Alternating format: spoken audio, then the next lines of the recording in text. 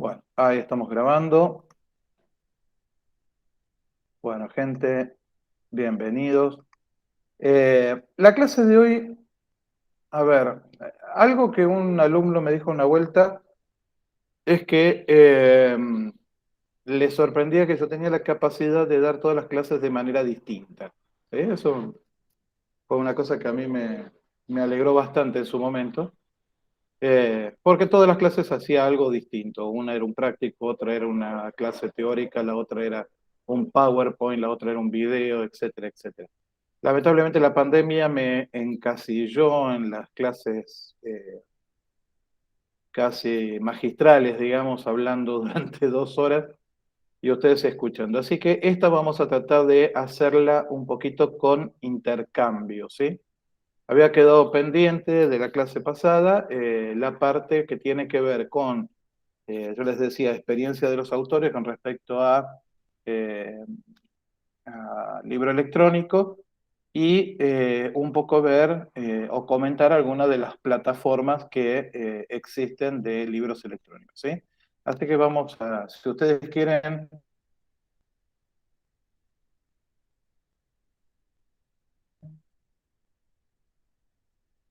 prendan las cámaras si les interesa, si quieren hacia el tema de cómo es de las plataformas y demás, ¿sí?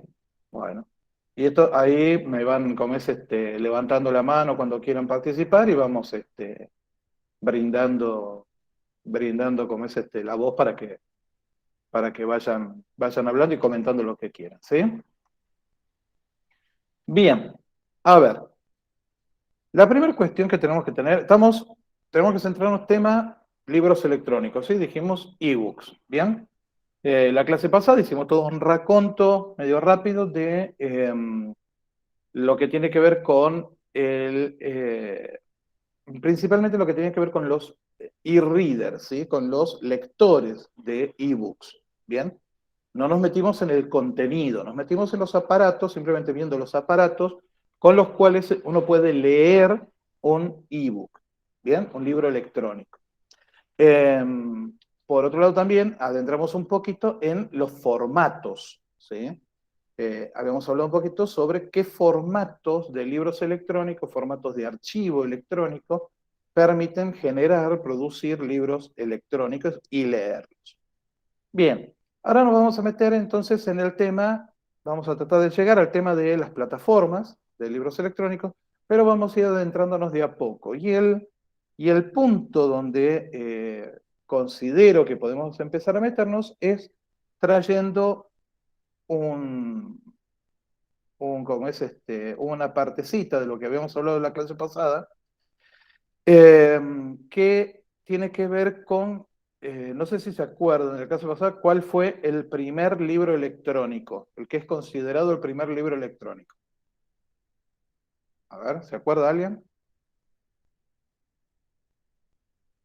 Por micrófono, por chat, como quieran. No. Bien, era la Declaración de Independencia de Estados Unidos que un tipo, ¿sí? Después vamos a repasar el nombre, no me preocupa ahora, la había tipiado, ¿eh? Que fue el que dio inicio al proyecto Gutenberg. Déjenme recordar el nombre. En este momento se me fue el nombre de la cabeza. Ya, Michael Hart, ahí está. Michael Hart. Él fue el que tipió lo que es considerado el primer libro electrónico. Bien, y tipió la Declaración de la Independencia. La pregunta es, ¿por qué bueno, y después él dio comienzo el proyecto Gutenberg, ¿sí? El denominado proyecto Gutenberg, que hoy en día sigue existiendo y que tiene una gran cantidad de libros electrónicos para consulta gratuita, descarga gratuita. La pregunta es, después de eso, perdón, después de la Declaración de Independencia, empezó a tipear, ¿sí? Así era como se digitalizaba en ese momento, estamos hablando de 1971, ese primer libro, eh, y en la primera década y media De eso, la digitalización se hacía tipeando. Entonces Michael Hark lo primero que hace es tipear la Declaración de Independencia y luego empieza a tipear la Biblia, las obras de Shakespeare, etc. ¿Por qué les parece que elige la Biblia o las obras de Shakespeare para tipear?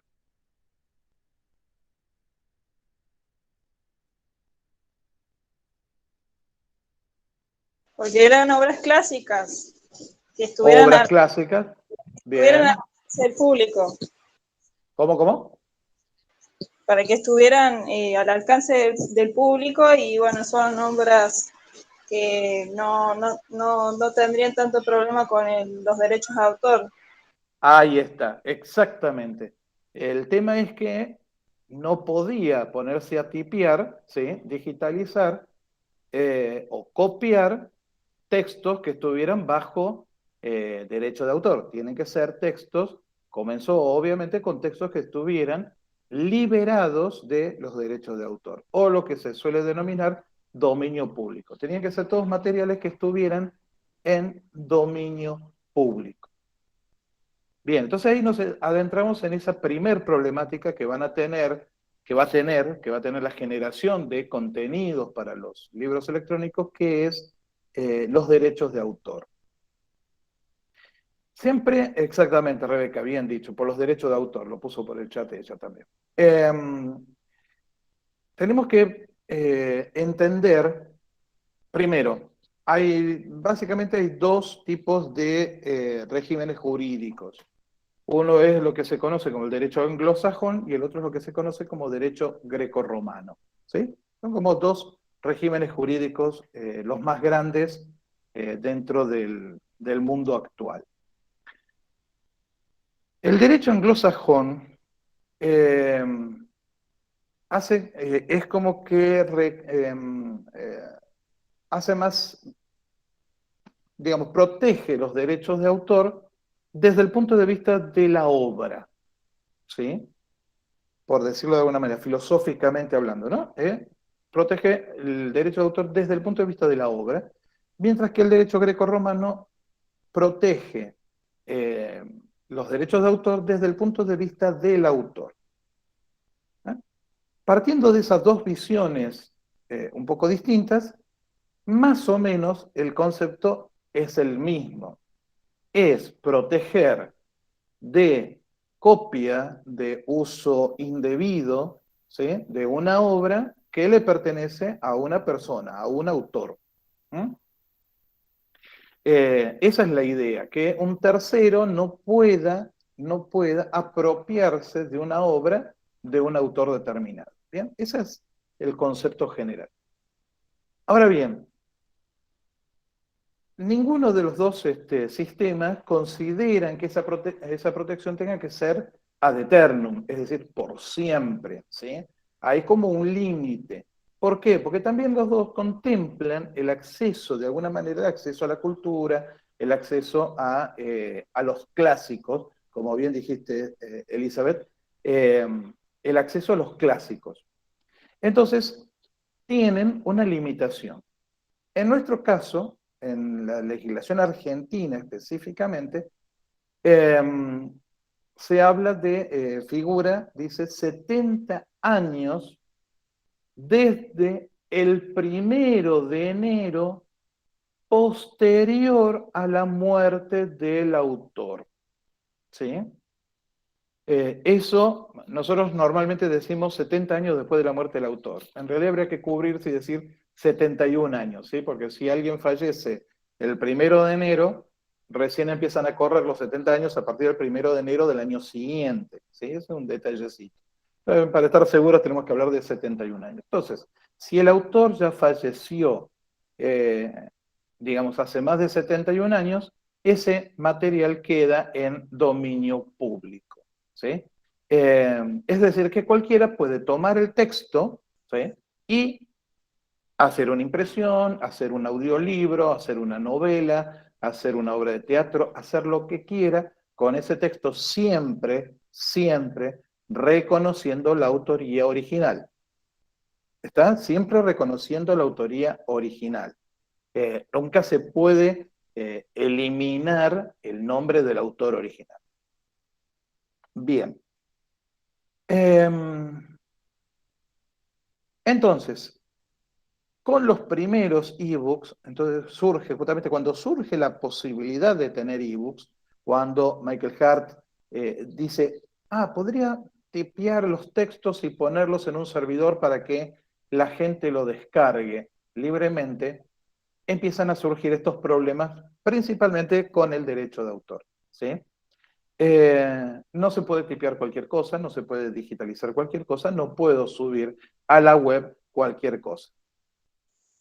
Y ahí surge entonces sí las primeras problemáticas que van a ser definir hasta dónde alcanza, ¿sí?, este derecho de autor a estas obras. ¿Está? Ahí surgen muchos problemas. En el caso argentino, en particular, nosotros debemos contemplar en realidad 3 tipos de dominios. En los restos de los países hay 2 dominios, que es el dominio público y el dominio privado. Dominio privado es que está bajo la protección de los derechos de autor, dominio público es que ya no está bajo derecho de autor, sino simplemente el reconocimiento de la autoría, ¿sí? No se puede hacer plagio igual, ¿está? Uno no puede hacer plagio, aunque sea de dominio público. Lo que puede hacer es copiar el texto entero si quiere, pero no puede hacer plagio, no puede decir que esa obra sea propia. En el caso argentino hay 3, dominio público, dominio privado, y el tercero es el dominio público pagante. Como el derecho de autor es un derecho, y tiene una parte que es un derecho económico, ¿sí?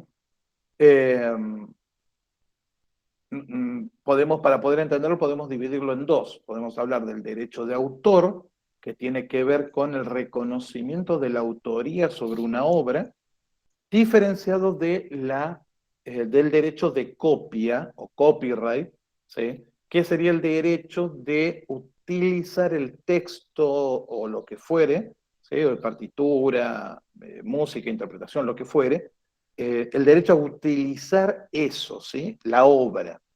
Una cosa es el derecho de autor, podemos separarlo así, el derecho de autor propiamente dicho, que sería el unir a una persona con una obra, ¿sí?, es decir, la paternidad o maternidad, si quieren, de un autor o una autora sobre una obra, y por el otro lado, la explotación económica, ¿sí? Y cuando digo explotación económica, lo digo aún cuando la explotación sea gratuita, ¿sí? La explotación económica de esa obra.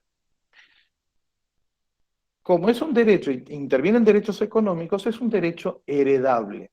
Es decir, yo escribo un libro, fallezco y mis hijas heredan los derechos sobre esa obra, ¿sí? Los derechos de uso económico, la propiedad, el derecho de copia, ¿sí? La propiedad intelectual o el derecho de autor, eso es permanente la idea de que esa obra me pertenece. ¿Bien? Ahora bien, ¿hasta cuándo mis hijas pueden usufructar esa obra? Hasta que se cumplen 70 años, 71 años de mi fallecimiento. Pero ¿qué pasa si alguien que escribe una obra fallece y no deja herederos, no tiene herederos? Entonces, en Argentina, esa obra pasa a lo que se denomina el dominio público pagante. Ese es el tercero, dominio público pagante, que es el caso en que se puede utilizar, ¿sí?, pero para utilizarla, para hacer uso de la obra, para hacer un uso económico de la obra, yo voy a necesitar pedirle, entre comillas, permiso al Estado. Eso significa pagar un canon al Estado y poder utilizar. ¿Sí? Entonces, ahí estamos en esa situación. Tenemos materiales que obviamente están en dominio público, como las obras de Shakespeare, ¿cómo es que se llama? La Biblia, etcétera, ¿sí?, que están en dominio público. Tenemos otras obras que están en dominio privado, Harry Potter no podría tipearlo, ¿sí? Y otras que están en ese dominio, en nuestro caso en Argentina, en ese dominio público pagante. ¿Bien? Otros países, en ese caso, que queden sin herederos, suceden varias opciones.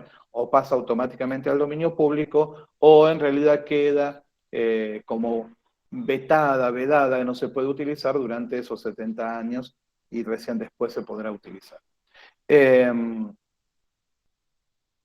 Ahora bien, ante esta situación y lo complejo que es eh, el tema del uso de estos, de cómo utilizar estos materiales, para que ustedes se den una idea de lo complejo que es cada infracción, por decirlo así, o cada denuncia por infracción de los derechos de autor, implica un juicio, pero que encima se estudia en sí mismo.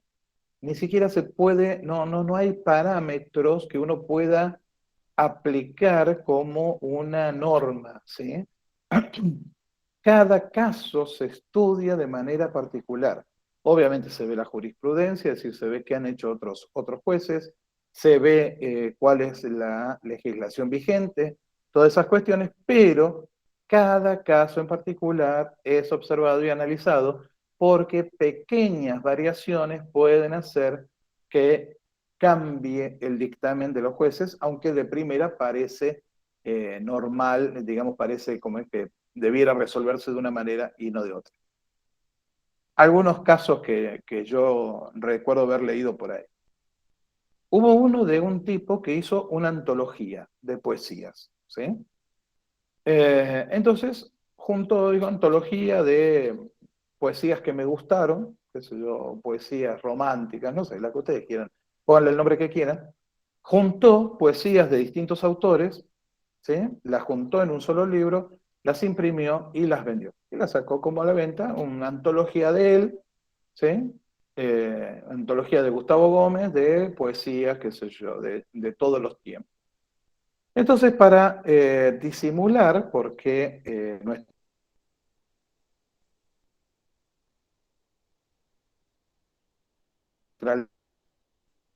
nuestra ley permite utilizar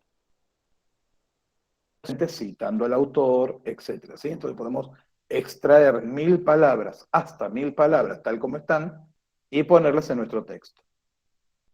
Entonces,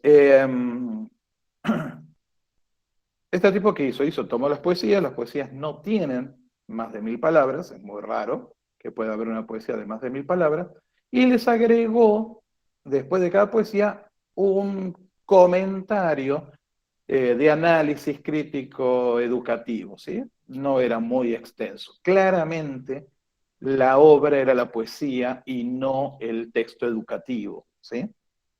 Eh, Ahí estuvieron la disputa, no hubo, digamos, algunos empezaron a chillar y demás, pero no hubo grandes problemas porque no había utilizado obviamente todas poesías clásicas en general, no hubo muchos problemas. Hasta que saltaron los herederos de Rubén Darío y fueron los que iniciaron y le ganaron el juicio. ¿Por qué? Porque más allá de que eran menos de 1000 palabras, era justamente lo había puesto en una antología, entonces daba como que era una nueva obra reconstruida, además tenía comentarios educativos y demás, quedó claro que por el tipo de obra, por cómo estaba redactada la obra y armada la obra, en realidad era la idea juntar aquellas poesías que en determinada época se leían más comúnmente en los colegios, entonces generar una antología que los colegios compraran, ¿sí? Sacar un provecho y como sacar un provecho de esa venta, ¿sí? Entonces cayó y bueno, como es no prosperó y el tipo tuvo que pagarle a los herederos. Es un caso interesante, fue un caso interesante. Otro caso interesante fue el de una mujer en particular que fotocopió unos libros, ¿sí? Fotocopió un libro de una editorial, no me acuerdo qué editorial, pero pongámosle, no sé, qué sé yo, qué les puede, Fondo de Cultura Económica, pongamos. Tomó un librito de Fondo de Cultura Económica, lo fotocopió completo y lo repartió entre, no me acuerdo si eran alumnos, compañeros de estudio o algo por el estilo. De alguna manera el Fondo de Cultura Económica se enoja, se entera, se enoja y la inicia juicio. Y el juez dictó sentencia a favor de la mujer, escudado en el hecho de que no había cobrado por eso que había entregado, no era una fotocopiadora que estaba haciendo copia a mansalva del libro, ¿sí? Escudado sobre eso, planteó que en definitiva desestimaba porque quedó comprobado que la mujer había hecho 10 copias y las había repartido entre sus compañeros o alumnos, una cosa así, y que en definitiva ¿cómo es que se llama? Porque siempre las editoriales exigen el lucro perdido, ¿sí? Como el lucro cesante, digamos, el lucro perdido, es decir, la cantidad de ventas que se han perdido por esa copia, ¿sí? O por el beneficio que la persona ha sacado por esa copia. Como en este caso no hubo beneficio, y por otro lado, la cantidad de copias no implicaban un problema económico grave para la editorial, el juez terminó dictando sentencia a favor de la mujer. Estos dos casos los traigo ¿por qué? Porque el primero, en realidad parecía que el juez, de acuerdo a la ley, si uno mira la ley así lisa y llanamente, uno diría, bueno, no, es una obra educativa, es una antología, está reconocido los derechos de los autores, por lo tanto, de acuerdo a la ley, no debería como es haber debería estar a favor, los herederos de Rubén Darío tendrían que callarse la boca porque no se le debe dar nada. Y sin embargo, falló al revés. Y en el caso de la mujer, si uno lee la ley, tendría que decir, no, lamentablemente tiene que pagar porque fotocopió algo que no debía, por lo tanto, tendría que pagar porque está mal, va en contra de la ley, y sin embargo fallaron a favor porque evaluaron que el perjuicio económico era nulo, ¿sí? Entonces no se sustentaba el reclamo. Entonces, por eso el tema de los derechos de autor, cuando empiezan las cuestiones digitales, empiezan a complicarse. Richard Stallman, el iniciador del movimiento del código abierto, del software libre, él lo plantea de esta manera. Él dice, cuando allá en el medioevo surge la imprenta, ¿sí? O antes aún, cuando todavía las copias se hacían con monjes en los monasterios o con esclavos, como es a los que se les dictaba y copiaban. Perdón, me está matando la tierra que hay en el aire. Cuando se les dictaba o se copiaba, que se hacía a mano, ¿sí? No había, el pueblo no tenía la posibilidad de hacer copias de los materiales, ¿sí? El famoso copyright, el derecho de copia, el derecho de uso, hay que entenderlo bien, el derecho de uso económico de la obra. No había posibilidades, no había grandes posibilidades. ¿Yo me podía poner a copiar un libro a mano? Sí, podía, pero me iba a llevar mucho tiempo. Primero, tenía que estar educado, tenía que saber leer y escribir. Segundo, tener los materiales necesarios. Y tercero, el tiempo necesario para hacerlo.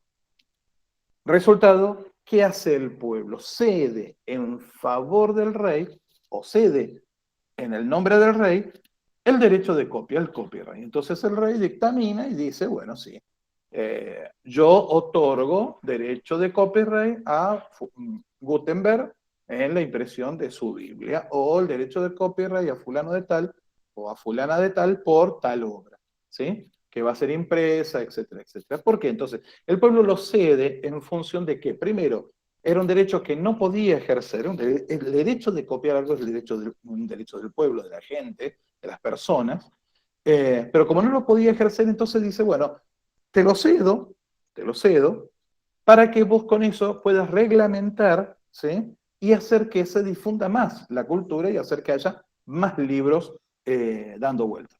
Es decir, si alguien quiere utilizar esta obra que yo escribí, bueno, que pague, entonces me paga, entonces yo puedo vivir de eso y puedo generar otras obras y hacer otros libros, etcétera. Y si le pagan al imprentero, el imprentero puede seguir comprando materiales, etcétera, para hacer e imprimir más libros. Y entonces en vez de imprimir 10 copias, la próxima vez va a imprimir 50 y la próxima vez va a imprimir 100 y va a poder difundirse la cultura, difundirse las obras, etcétera.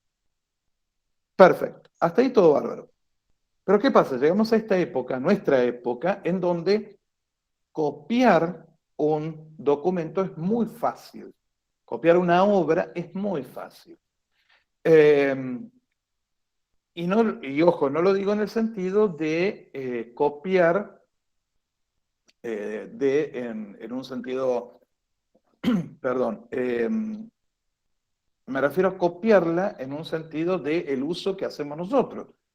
Fotocopiarla, escanearla, etcétera, para poder utilizarla en nuestras investigaciones, en nuestro estudio, para compartir entre compañeros de estudio, etcétera, etcétera.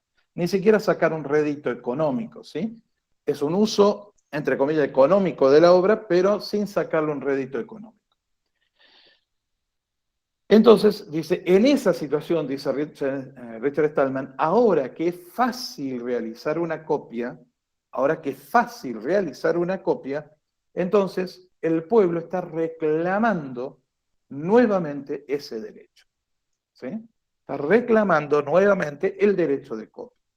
El derecho de copia vuelve a la persona. ¿Sí? Hay que entender de dónde nace el derecho de copia y a dónde, digamos, hay que entender de dónde nace. Nace del poder de la persona de tomar una obra y hacer una copia de ella, a mano, con foto, con lo que fuere. Es un derecho de persona, es un derecho personal. Entonces, lo cede durante un tiempo, pero ahora lo quiere de vuelta. Ejemplo de ello son todos los convenios de Berna, etcétera, Marrakech, más moderno,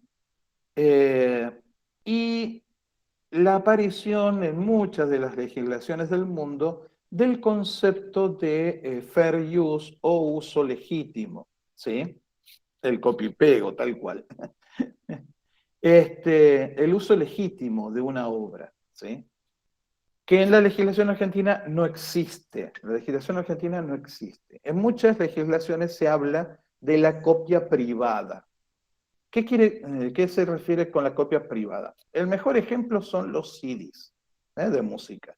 Uno iba, compraba un CD de música, uno va, compra un CD de música y ¿qué quiere? Quiere escucharlo y hablamos un poquito unos años atrás, unos cuantos años atrás, yo lo quería escuchar en mi reproductor MP3. Entonces, ¿qué hacía? Metía el CD en la computadora, lo transformaba todas las canciones en MP3, ¿sí? Y copiaba todas esas MP3, todos esos archivitos en mi reproductor MP3. Me ponía los auriculares, e iba en el colectivo escuchando la música que yo compré. Yo, Gustavo Gómez, compré con mi dinero, con mi sueldo, compré los CDs originales, no truchos, originales, de determinados cantantes y yo los quiero tener en mi MP3 y escucharlos tranquilamente. En principio, con la legislación argentina, eso no se puede hacer. ¿Sí? Eso no se puede hacer, porque la legislación argentina prohíbe cualquier tipo de copia y por cualquier medio. ¿Sí? Fueron tan brillantes los tipos en 1933, 23, no me acuerdo cuándo fue, en nuestra ley, que, como ya contempló, dice, por cualquier medio, por cualquier medio, reproducción por cualquier medio está prohibida. Pero en otros países la copia privada existe. ¿Sí? Entonces, por ejemplo, yo puedo tomar un libro, ¿sí? En otros países yo puedo tomar un libro original, yo compré un libro, ¿tú? Que me sirve para una investigación. Y entonces digo, no, no lo voy a arruinar porque me gusta, es un libro bárbaro, es un clásico, lo que sea. Entonces, ¿qué hago? Voy, me hago fotocopias de ese libro y lo que hago es escribir, recortar, hacer lo que quiera sobre la fotocopia, pero no sobre el libro original. ¿Sí? El libro original me lo guardo tranquilito y la copio. Eso es posible y es legal en otros países. En Argentina, no. Bueno, lamentablemente en Argentina vamos siempre saltando las leyes, ¿no? Es decir, no se pueden hacer copias, pero estamos plagados de fotocopiadoras que hacen copias de libros completos, ¿sí? Es más, la Biblioteca del Congreso de la Nación, yo recuerdo, tenía un cartel que decía no se permiten más de 50 copias por libro, lo cual una copia por libro es ilegal, ¿sí? Pero ya la Biblioteca del Congreso de la Nación, que son quienes dictan las leyes, ya estaba saltando la ley. Eh, Así que, más allá de que la saltamos, en las bibliotecas se había tomado una costumbre, que era, si la biblioteca tenía videocassettes, ¿sí?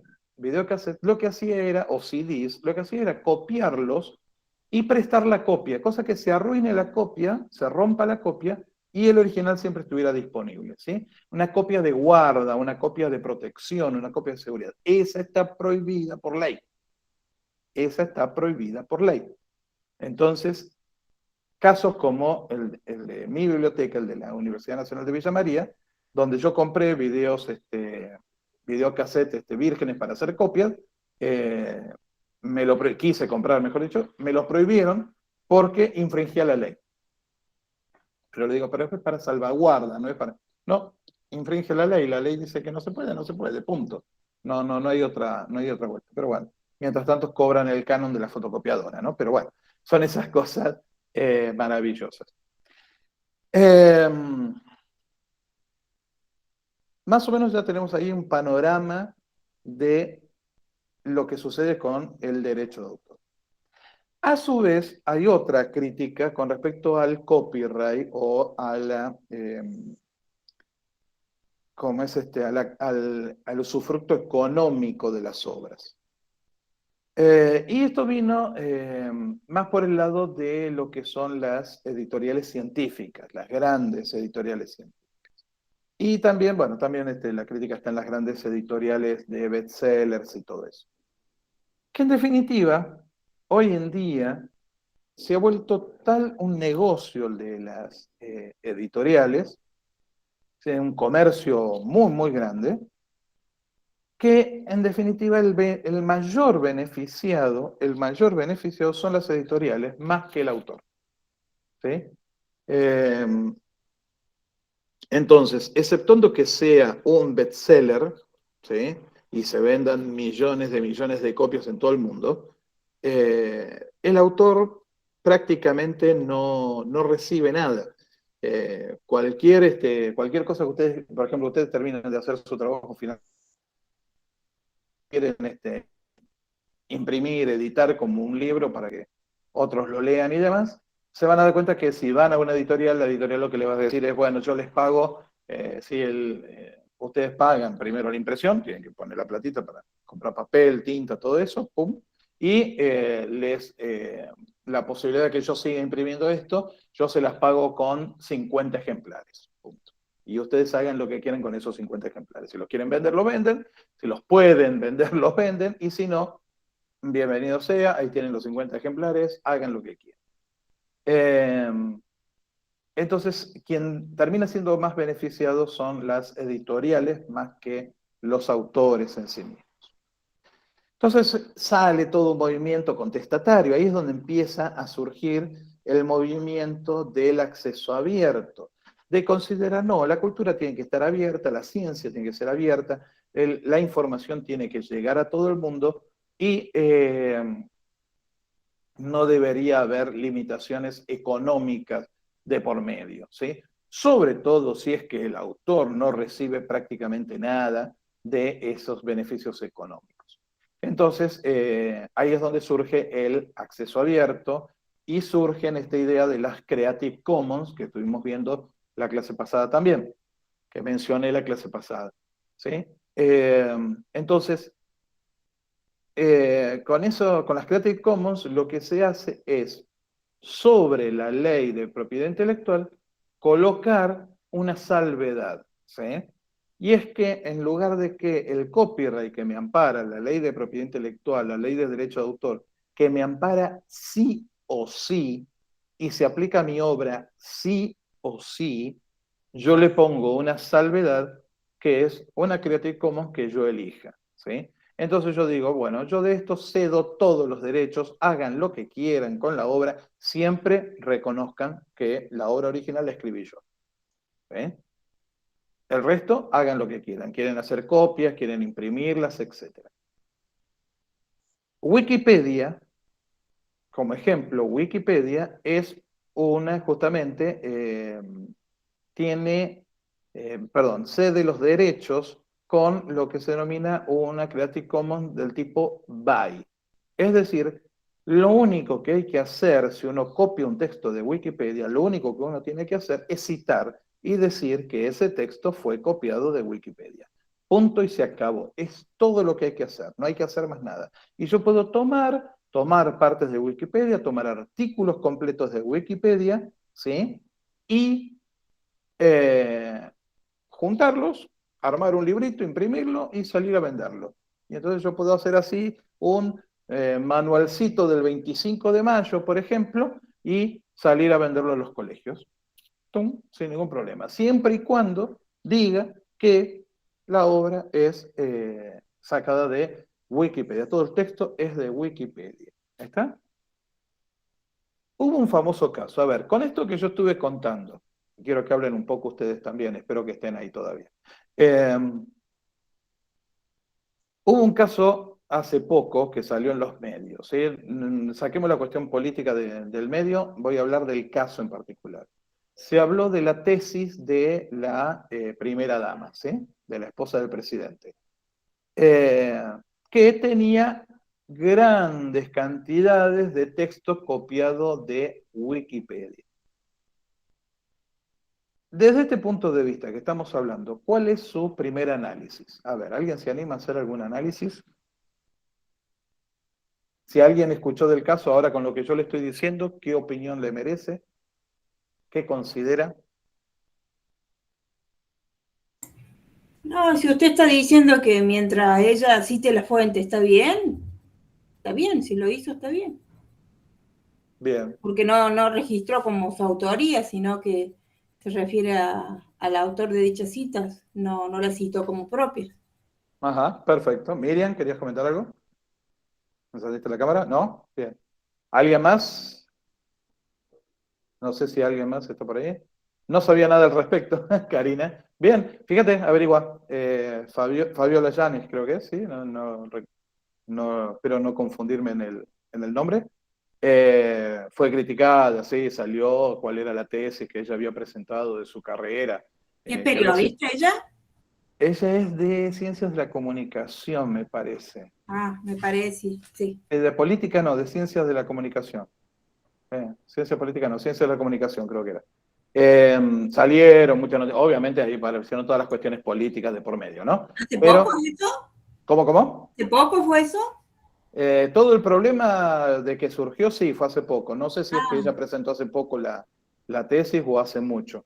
Pero claro. sí, fue aprobada con 10, fue, como es en no me acuerdo si fue en eh, ¿cómo es que se llama? Ay, no me acuerdo si fue en la de Belgrano, me parece. Ahora se me escapa también eso.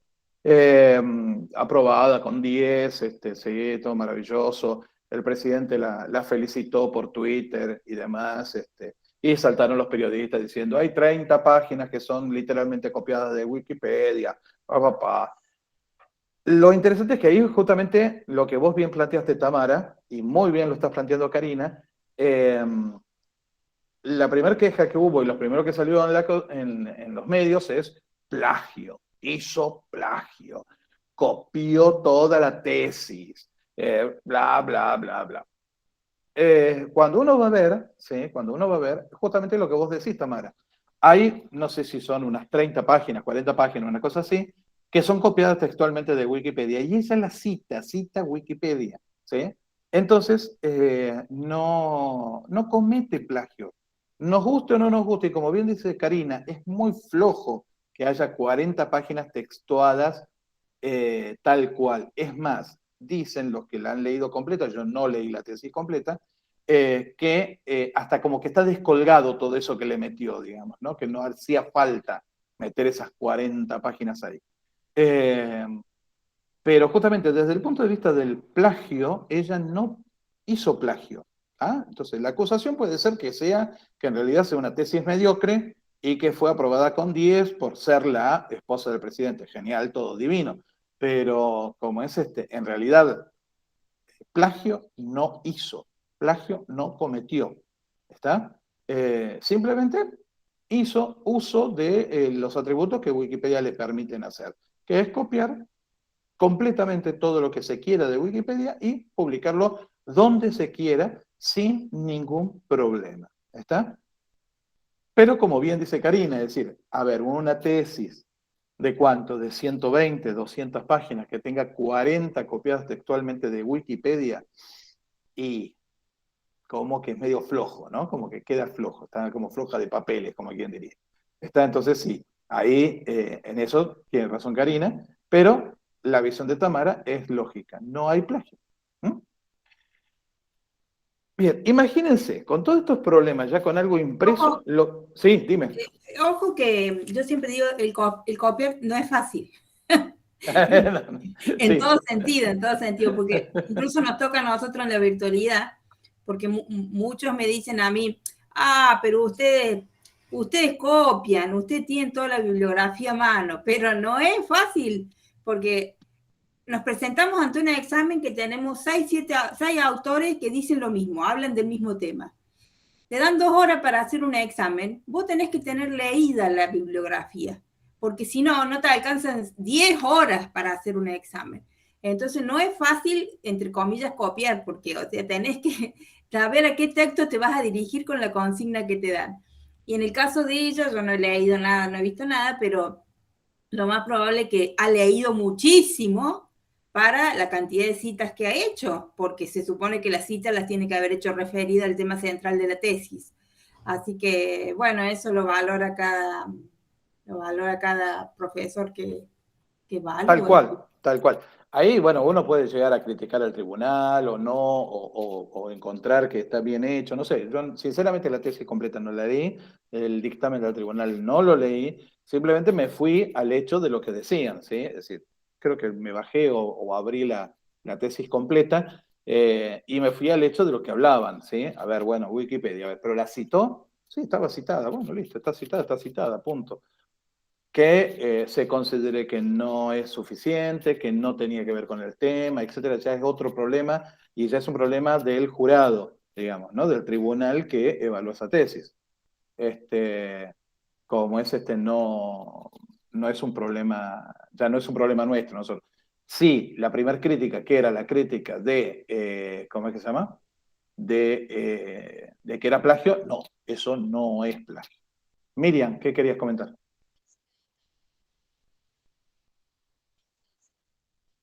Miriam, me habías levantado la mano.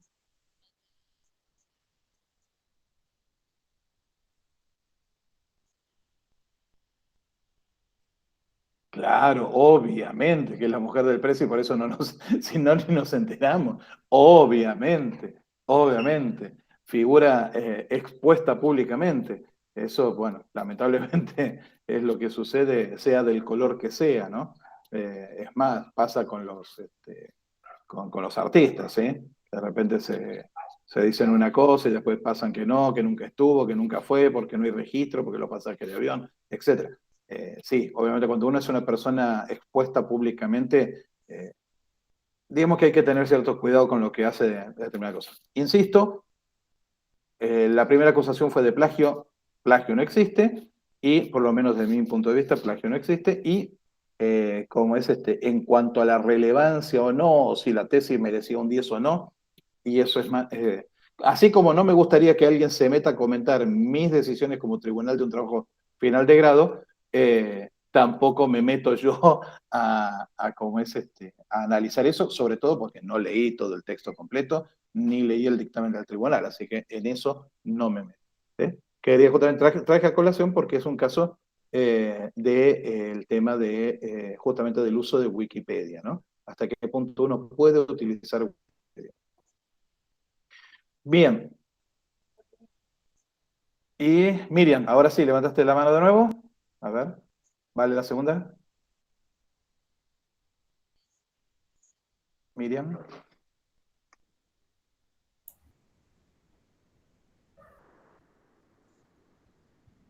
Nos está cachando, nos está cachando. Sí, sí, se nos está riendo. Ay, No no te te escuchamos. escucho. Miriam, tenés el micrófono apagado, me parece. A ver. No, pero no se te escucha, ¿eh? Está activo, pero no se te escucha.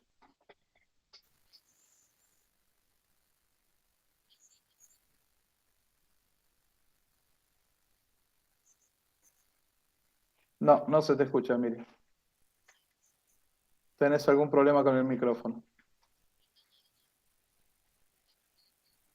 ¿Alguien le escucha? No, No se escucha nada, profe. No, no se escucha, Miriam. No, no se te escucha. Si querés aportarlo en el chat y después lo leo, no hay problema. Escribilo tranquila en el chat y leemos. Bien, a ver dónde estoy ahora.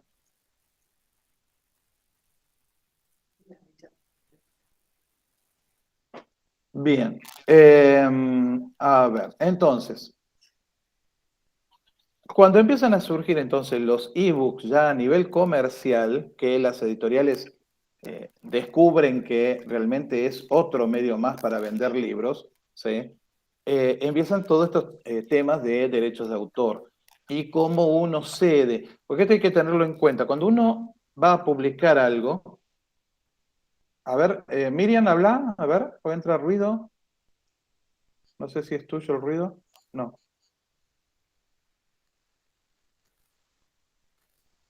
No. Entonces, cuando uno para que la editorial pueda imprimir, editar y vender un libro, uno lo que tiene que hacer es ceder los derechos de propiedad, los derechos de copia, ¿sí? Los derechos de copia, los derechos de uso económico de la obra. Entonces, uno normalmente lo que hace es firmar un contrato de edición, donde le permite a la editorial que la editorial haga algo con esa obra. Imprimir, bien, imprimir, ahí voy con lo tuyo, mire. Entonces se le permite imprimir y vender. Pero cuando uno firma el contrato de edición, tiene que ver exactamente qué está permitiéndole a la editorial. Cuando uno firma el contrato de edición, si uno se lo permite para imprimir la obra, es para imprimir, no es para un libro electrónico. Cuando uno le permite a la editorial hacer libro electrónico, es para libro electrónico, no es para imprimir.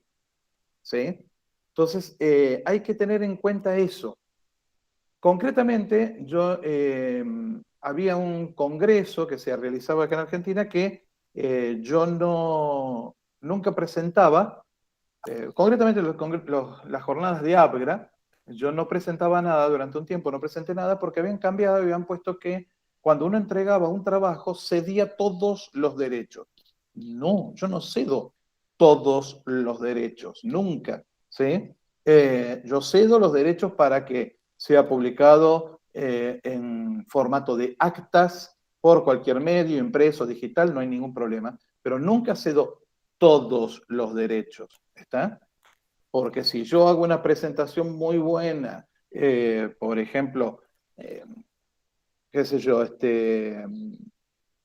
pongámosle que hago todo hasta una especie de obra de teatro explicando algo, ¿sí? Una historia, y alguien decide tomar eso desde la asociación, tomarlo y hacer un corto, ¿sí? Documental con eso. No, yo eso no lo cedí, ¿está? ¿Se entiende? Entonces, ojo con ese tipo de cosas. Miriam, dice, en las iglesias evangélicas copiamos mucho los libros de distintos autores para análisis y estudio de la Biblia. ¿Estamos plagiando permanentemente? En realidad no están plagiando, están copiando material que no se puede copiar, ¿sí? Pero eso es lo que pasa en Argentina, porque las fotocopiadoras viven de eso, ¿está? Las fotocopiadoras de las universidades viven de eso. A ver, son negocios muy grandes, ¿sí? Estamos hablando que en la UBA, no me acuerdo en qué facultad, el centro de estudiantes estaba moviendo 10 millones de dólares al año en fotocopias, ¿sí? Son negocios muy grandes. Tal es así que se han armado en la UBA principalmente, se han armado varias mafias, ¿sí? Cuando surge esta entidad CADRA, que pretende regentear los derechos de autor al estilo Sadaic, digamos, pretende regentear los derechos de autor, los derechos de copia de los autores argentinos, y va un representante a visitar algunas facultades, lo amenazaron, le prohibieron la entrada y en algunos casos le han prendido fuego el auto. A uno de estos representantes le prendieron fuego el auto. Así de simple. Entonces, es un negocio muy, muy grande. Pero la ley no lo permite, la ley no permite hacer copias, ¿sí? Es decir, no están plagiando, ¿por qué? Porque ustedes no se están tomando como propios, no es que vos estás diciendo, esto lo escribió Miriam del Valle, ¿sí? Vos estás diciendo, esto yo lo copié para poder estudiar, para poder analizar, pero no lo estás copiando para decir, esta es obra de Miriam del Valle. Eso sería un plagio, ¿sí? Pero sí lo que estás haciendo es algo que es ilegal, que es copiar. Fíjense, tal es así que uno de los principales problemas que me surgió en el 2020, en marzo, abril del 2020, fue toneladas de consultas de docentes que me preguntaban, Gustavo, ¿puedo subir un PDF al aula virtual para los alumnos, un PDF de un libro para los alumnos? Y entonces mi contestación era, durante 15 años, 10 años, 20 años, estuviste entregando el libro en la fotocopiadora para que le hagan fotocopia completa. Y ahora te preocupas porque vas a subir un PDF para 10 alumnos en un ámbito totalmente privado y virtual. Sí, ¿lo podés subir? No, no podés subirlo. Pero no te preocupaste hasta ahora de hacer durante 15 años, hacer que se hicieran 300, 400 copias del libro. Te preocupa ahora hacerte justamente en un contexto donde las mismas editoriales se abrieron, y acá podemos entrar entonces con las plataformas de libro. El libro mismo como plataforma de libros electrónicos abrió y liberó la base para que todas las universidades lo pudieran utilizar de forma gratuita por el contexto de pandemia, etcétera, etcétera, etcétera. Justamente ahora te venís a preocupar. No tiene mucho sentido. Bien, entonces queda claro entonces eso de la copia, es decir, los apuntes que ustedes sacan en la fotocopiadora de la facultad son copias ilegales. En nuestro país no existe, recuerden, no existe la copia privada, no existe el concepto de copia privada dentro de la ley, ¿sí? Así que no puedo hacer nada. Un famoso caso, creo que de un holandés, cuando salían los CD de música, así en la época de los CD de música, uno compraba CDs de música, él publicó en una red la forma, porque habían las discográficas empezaron a buscar la forma de impedir que se hagan la copia en MP3 de los discos, ¿sí? Entonces este muchacho descubrió que en el CD, en la parte plateada, digamos, donde está grabada la música, si con un marcador permanente uno trazaba toda una línea negra alrededor del borde, se rompía la protección del CD, y entonces se podían bajar a los MP3. Así de simple. Entonces, tienen una gran responsabilidad, sí, ojo con eso, sí. Es un problema, es un problema, sobre todo cuando si se compran y se venden, ¿sí? Esas copias. Ahí es donde más le van a perseguir las editoriales en todo caso. De todas maneras hay que ver qué protección tienen los libros que están copiando, ¿sí? Si son autores de estudiosos bíblicos evangelistas que están cediendo los derechos para que se puedan hacer copias, entonces no habría problema. Pero si no, ya sería otra cuestión. Entonces les decía, este muchacho descubrió eso y lo publicó en una red. Miren, si ustedes quieren copiar el MP3, hagan esto así. Marquen así un borde y listo. Le cae la policía a la casa, ¿sí? Por una denuncia obviamente judicial y demás. Le caen a hacer una inspección ahí en la casa y para decir justamente que él estaba lucrando con eso. Y todo lo que pudieron demostrar es que él tenía CDs originales, no sé, 300 CDs originales, que él había comprado, uno por uno, eran originales, los había comprado uno por uno, y todo lo que él tenía reproducido en su computadora o en su MP3, en su reproductor MP3, eran todos temas sacados de los CD que él había comprado. Y entonces quedaban parados bajo la figura de la copia privada. Quedaban parados bajo la copia privada. En Argentina eso no existe, lamentablemente. ¿Bien? Bueno, a ver. Van a ser las 4. A ver, quedaríamos... A ver... no me quiero meter porque si no nos vamos a alargar mucho. Bien, les propongo lo siguiente. Voy a abrir una parte de un práctico para que ustedes suban. Pueden copiarse, recopiarse, siempre citando quién les proveyó en todo caso el dato, ¿sí? Quiero que hagan una pequeña investigación de tres plataformas de libros electrónicos. Paso a poner los nombres ahí en el chat. El libro, Odilo y Vidi. Digamos que son las tres plataformas exclusivas de libros electrónicos que tenemos acceso aquí en Argentina, las tres principales, y son exclusivas de libros electrónicos, ¿sí? No son grandes bases de datos con revistas y libros electrónicos y demás, como pueden ser EBSCO u otros de ese estilo, ¿sí? Elsevier, etc. No estoy hablando de eso, pero estoy hablando de plataformas específicas de libros electrónicos, ¿no? El libro, Odilo y Vidi. Quiero que las investiguen. Se metan en la página web, vean la información que tienen. Precios, olvídense, no lo van a conseguir por página web. Tal vez puedan conseguirlo si es que algún bibliotecario o bibliotecaria que ustedes conozcan ha comprado alguna de estas,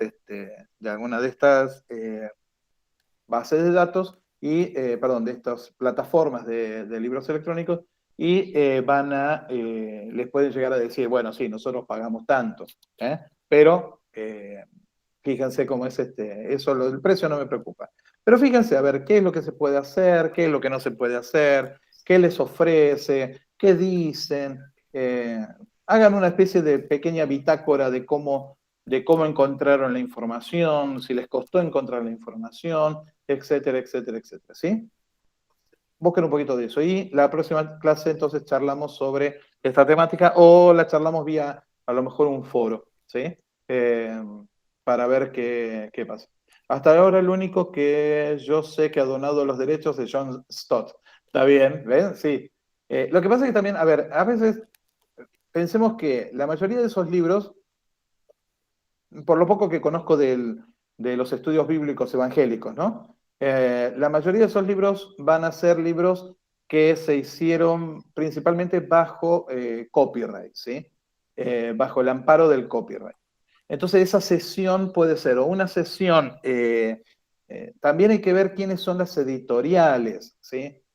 Por línea general, algunas sociedades bíblicas, etcétera, no tienen intención de lucro, ¿sí? Específicamente, sino más de difusión, permíteme la expresión, de difusión de la fe o la difusión de la palabra, ¿sí? Entonces, no buscan lucro directo con la edición de libros. Pero tenés esos casos, tenés, por un lado, autores que ceden los derechos claramente, como John Stott, que vos estás mencionando, autores que van a ceder los derechos, pero de manera indirecta, ¿sí? Es decir, lo editaron y no les preocupa que la gente esté copiando sus libros, sino que más vale cópienlos, ¿sí? Etcétera, así se difunde, porque en realidad no quiero que esto quede así, quiero que se difunda. Tercero, puede haber editoriales que justamente no tengan ánimo de lucro. Más allá de que vendan los libros, ¿sí? No es la intención lucrar, sino que la intención es, bueno, si me lo compras mejor, porque entonces yo pago el papel, la tinta, la gente que revisó, que hizo corrección, etcétera, etcétera, para poder editar otro libro, ¿sí? Entonces no buscan el rédito económico, sino cubrir costos a lo mejor. Entonces, que se hagan copias tampoco les afecta demasiado. Sin contar de que estamos hablando de que son editoriales que a lo mejor están, qué sé yo, haciendo 1000 ejemplares, 2000 ejemplares, ¿sí? Que es una tirada que no mueve nada, digamos, ¿sí? Entonces, tampoco es el rédito para ese lado. Y después, fuera de esos tres, que serían los que ceden derechos de manera indirecta, ¿sí? Tenés en forma directa, pero tenés esta gran cantidad de gente que lo cede de manera indirecta. Después sí tenés aparte los que obviamente quieren lucrar con eso, ¿sí? Entonces, querer vender y que se pague por cada uno de los libros, y aquellos que obviamente editoriales que no, que sí, que quieren eso porque, bueno, son bestsellers y demás. Bueno, pasa lo mismo con ediciones católicas, con editoriales católicas. Que yo conozco, por ejemplo, costaba 1000 pesos, sí, y sí. Lamentablemente por a ver, si vamos a precios de editorial, una Biblia debería estar costando tranquilamente 3000 pesos fácil, ¿sí? Por costo de editorial, digamos. Obviamente, determinadas editoriales bajan esos precios a montos ridículos. Yo sé que cuesta sacar 1000 pesos de bolsillo, eso no lo voy a negar, pero digamos que a nivel editorial es un costo bastante bajo para la cantidad de páginas, edición, porque todo eso lleva un trabajo de edición, de puesta en galera. Puesta en galera es armar el cuadro de impresión exactamente, generar los originales, etcétera, para que después vaya a la imprenta y eso se imprima, se corte y toda la historia, ¿sí? Se compagine, bla, bla, bla, bla, bla. Distribución, transporte, etcétera. Así que sí, 1000 pesos es algo ridículo en precio. Ni hablar si vamos a las Biblias en papel Biblia o cosas por el estilo, que tienen otros costos, ya porque ya los papeles son más caros, la impresión es más cara, etc. Bien, entonces trabajen sobre esas tres plataformas, busquen información sobre eso, a ver qué es lo que obtienen. Y entonces hablamos, y yo les traigo después información sobre este otro lado, ¿no? Lo que sufrimos los directores para tratar de contratar este tipo de cosas, y vamos a hablar de algunos de los modelos de contrato que han existido y que existen hoy en día. Pero esto porque no es un tema que se trate en las universidades, no. A veces quedan muy... O sea que sí, hay toda una serie de bibliotecarios, hay varias redes de bibliotecarios, de bibliotecas evangélicas, de bibliotecas católicas, de seminarios, etcétera, etcétera. Es un mundo que está un poco olvidado a veces con ese prurito que se suele tener con las religiones, ¿no? Sobre todo las religiones cristianas. Y quedan como de lado y a veces no se comenta, y tienen toda una problemática diferente. Concretamente yo vi en un seminario católico el mejor método que he visto hasta ahora, como es para el guardado y la recuperación de diapositivas, por ejemplo. Fue el mejor método, el mejor mueble que he visto. Lo fabricaron ellos, lo construyeron ellos. Era una especie de... no sé si han visto alguna vez las cajoneras con rueditas, digamos, que se suelen poner por debajo del escritorio. Bueno, era más o menos eso, pero la tapa se levantaba, ¿sí? Y la tapa era gruesa, obviamente, tenía tubos puestos por dentro, un plástico blanco, ¿sí? Como para que pase la luz, pero no encandile. Y entonces uno tenía colgado, como si fueran carpetas colgantes, colgadas las carpetas con las diapositivas, y uno sacaba la varillita con las diapositivas, las colgaba ahí y las podía ver y elegir entonces y sacar la diapositiva que quisiera. Y con eso, y había, bueno, ellos tenían, en ese caso, tenían diapositivas de cosas genéricas, ¿sí? De iglesias, de caballos, de paisajes, de personas, de hombre mayor, mujer mayor, niño, niña, etcétera, etcétera, clasificadas de esa manera. Entonces, podían componer, digamos, una presentación en diapositiva que se adecuara a un texto en particular. Y eso es, hasta ahora fue la mejor digamos, el mejor artefacto, aparato que he visto para ordenar, clasificar, recuperar y usar diapositivas que he visto en mi carrera, en mi tiempo de carrera bibliotecológica. Y fue traído, sí, desde un seminario, no, perdón, desde una iglesia, sí, de un seminario católico, sí, digo bien, digo bien. Y aprendí lo que era un franelógrafo, no lo conocía, en un seminario bautista, en el seminario bautista en Buenos Aires. Así que sí, hay varias cosas dando vuelta también y como es a veces por determinados pruritos no se conocen. ¿Mm? Exactamente, franelógrafo es una franela, un pañolensi, ¿sí? Que se cuelga y hay figuras como también de paño que tienen abrojo. Entonces uno va contando una historia para los chicos principalmente, se puede usar en escuelas, en distintos lados. Entonces uno cuenta un cuento y lo que hace es ir pegando las figuras sobre ese paño, ¿sí? Uno va pegando la figura, entonces la va moviendo. Bueno, entonces el pastor vino, hizo tal cosa, y el caballero andante se subió a su caballo y siguió. Bueno, y uno puede ir contando las historias pegando las figuras dentro del telón. Las escuelas lo podrían utilizar mucho, jardines de infantes, escuelas y demás, para la hora del cuento, etcétera, o para contar historias, ¿sí? O la historia misma, y es interesante. Libros electrónicos disponibles en plataformas de lectura o los fanfiction que se imprimen en físico. Explícame, Elizabeth, un poquito más, o si querés tomar la palabra. Buen recurso, sí, es muy buen recurso. Es un recurso, lo conocí, insisto, lo conocí en un seminario bautista. No lo había visto en otro lado, en escuelas, nada, trabajé en escuelas. Elizabeth, contame, no lo había visto. Sí, te escucho. Hola, profe. Bueno, siguiendo el tema de los franelógrafos, sí, también yo pude verlo en un libro de cuentos Bien. para niños, que era como interactivo, en tamaño grande, y ahí se podía ir construyendo la historia a medida que van poniendo las figuras así como sobre el paño, Perfecto. como ustedes recién decían. Y es como una especie de magia así porque son dos telas. En algunos casos tienen abrojo, pero otras no tienen ningún tipo de textura en especial. Sí. ¿Qué quería decir sobre las plataformas de lectura, o sea, de libro electrónico en línea, Goodreads? Sí. ¿Cuál, discúlpame? Goodreads. Ajá. Goodreads. Sí, que ahí están muchos libros digamos, en digital, pero no están en físico. Ahí también, dependiendo de la página en la que se suban esos libros, está el tema de los derechos de autor, copyright, el uso comercial de ese libro después.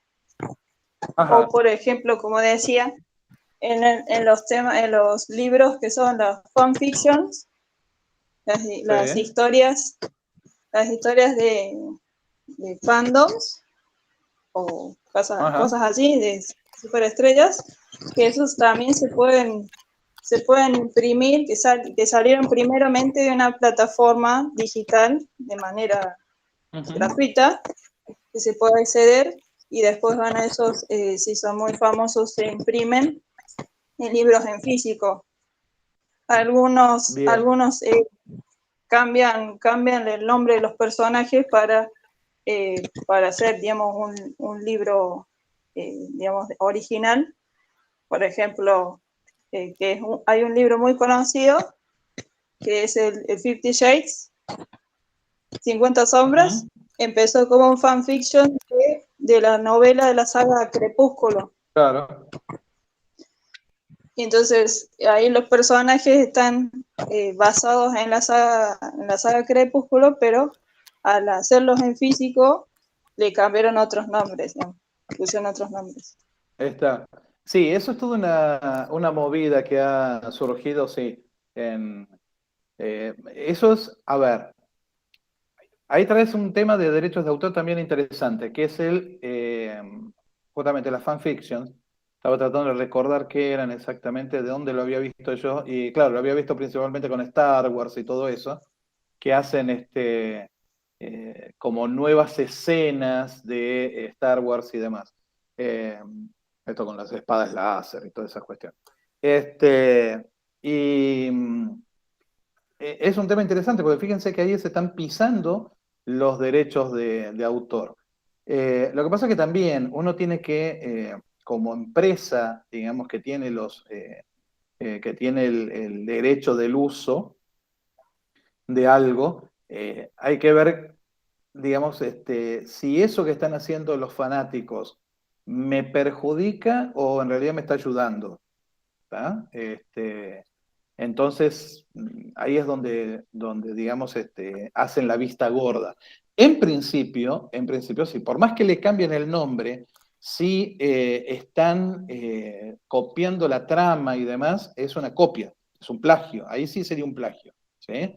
Porque están copiando la trama, copiando copiando la trama, están copiando la obra en definitiva, ¿sí? Me acuerdo, bueno, este fue un caso doloroso, justamente a mi esposa, de una chica, no, porque a mí me gusta escribir, qué sé yo, qué sé cuánto, sí, mira vos, qué bueno, dice, bueno, si no sé, profe, si usted quisiera ver algunas cosas, sí, cómo no, le dice mi esposa, bueno, y le manda, ¿no? Y mi esposa empezó a leer, mira qué interesante esto, y de golpe una de mis hijas lo levanta y le dice, pero esto es Crepúsculo. Esto es Crepúsculo, le cambió los nombres nomás. Y en vez de ser, qué sé yo, que se cruzan en la calle, se cruzan en la playa. Y en vez de que, no sé, que saliera del gimnasio, salió de la tienda de hamburguesas. Era lo mismo, pero cambiando el nombre y cambiando una cosa por otra. Y bueno, tuvo que decirle, mira, estás haciendo plagio, esto es un plagio directamente. Profe, No. Sí. yo en cuanto a los fanfiction, estoy más en el tema porque, bueno, tengo un par de obras publicadas en las redes sociales y en las plataformas digitales destinadas a los fanfiction. Y en esto, como autores, sí hay irregularidades, como usted dice, que pasan. Que bueno, en este caso, como dijo recién en el ejemplo, que hay gente que resube la obra, pero modificándole algunos detalles. Y con lo que preguntaba recién sobre el derecho de usar o de usar X carácter o X personaje de alguna película, ya sea de un libro basada, no sé, en una poesía, en una canción, siempre se puede usar porque es, digamos, de dominio público el personaje, pero sí la historia, la que uno puede escribir como fan, es, digamos, área propia, siempre y cuando mencione y le dé, digamos, los derechos a la, digamos, por ejemplo, si en el caso que sea de Star Wars, se le da los derechos de Star Wars por el uso del personaje, pero en la historia en sí sería propia del autor. Cual. Exactamente, no pudiste haberlo descrito mejor. ¿Sí? Eso es típico, a ver, justamente lo que yo he visto de Star Wars y ese tipo de cosas es que hacen escenas de lo que hubiera pasado por detrás. Es decir, mientras el personaje A está hablando con el B, ¿qué está haciendo el C? ¿Sí? Entonces, de golpe, como es y de repente el personaje C, a ver, déme un segundito, le contesto a Miriam, así no me pierdo. No, bueno, perdón, lo hago en voz viva. Escribime entonces por el aula virtual, Miriam. Listo, y hablamos por ahí. Entonces, ¿qué hace el personaje C mientras el A y el B están en el libro haciendo algo? ¿Qué está haciendo el C? ¿Sí? Entonces pueden trabajar, escribir sobre ese tipo de cosas. ¿O qué estarían haciendo los malos mientras está la escena de los buenos? ¿Sí? ¿Cómo es que se están preparando o cosas por el estilo? ¿O qué pasa después de eso? ¿O qué pasa antes de esa historia? Entonces, crean esa historia. Reconocen de quiénes son los personajes, caracteres por la traducción directa del inglés. Los personajes reconocen de quién son, quién los ha creado, y la obra en sí misma, la trama en sí misma, es propia de quien la escribe después, obviamente. Muy bien, está bárbaro. Bárbaro el ejemplo, es muy bueno. Y me hiciste acordar, bueno, justamente ahí surge otro de los derechos que no mencioné hasta ahora, que es el derecho moral, que se suele decir que es el derecho moral, es el derecho a la paternidad o maternidad de la obra. Por ejemplo, si yo hago que en un fact fiction que yo me invento, ¿sí? Algo que Han Solo en realidad se viaja en el tiempo y termina siendo el líder de los nazis, etcétera, ¿sí? O es el que entrena a los nazis y es un nazi más. Puede venir George Lucas o puede venir cualquiera que tenga los derechos a reclamarme que yo eso no lo puedo hacer, ¿sí? ¿Por qué? Porque considera que yo, como es que Han Solo no sería nazi, no estaría con los nazis, etcétera, etcétera. Entonces considera que yo no puedo hacerlo y me puede hacer una demanda, y es más, hasta por dinero, por daños y perjuicios, etcétera, etcétera, ¿sí? Es decir, si yo no cumplo con las características del personaje, ¿sí? Como es a ver, si yo no cumplo con las características del personaje, altero el personaje, altero la forma de ser del personaje o cosas por el estilo, a menos que claramente sea una parodia, al menos que claramente sea un texto humorístico que estoy tratando de, es decir, tergiverso la forma de ser de cada uno. El que era cobarde lo pongo como valiente, el que era valiente lo pongo como cobarde, el que era lindo lo pongo como feo, el feo como lindo, etcétera, etcétera, ¿sí? El malo como bueno, el bueno como malo, etcétera, etcétera. A menos que sea realmente claramente una cuestión humorística o de parodia, si yo altero las características del personaje, pueden demandarme, ¿sí? Entonces tengo que tener cuidado cuando hago esas fanfiction, como bien explicabas, para también cuidar lo que es el personaje original, ¿no? Derecho moral, hay un buen ejemplo de derecho moral. Bueno, listo, entonces, gente, los libero por hoy. Gracias por bancarme un poco la Divina Comedia. Interesante la reflexión. El primer fanfiction de la historia, bromeando un poco, es la Divina Comedia. Bueno, gente, los dejo. Disfruten, buen fin de semana. Gracias por bancarme en el horario de comienzo. Y nos estamos viendo el jueves que viene. Chao, profe. Corto la grabación. Chao, chao, profe. Nos vemos.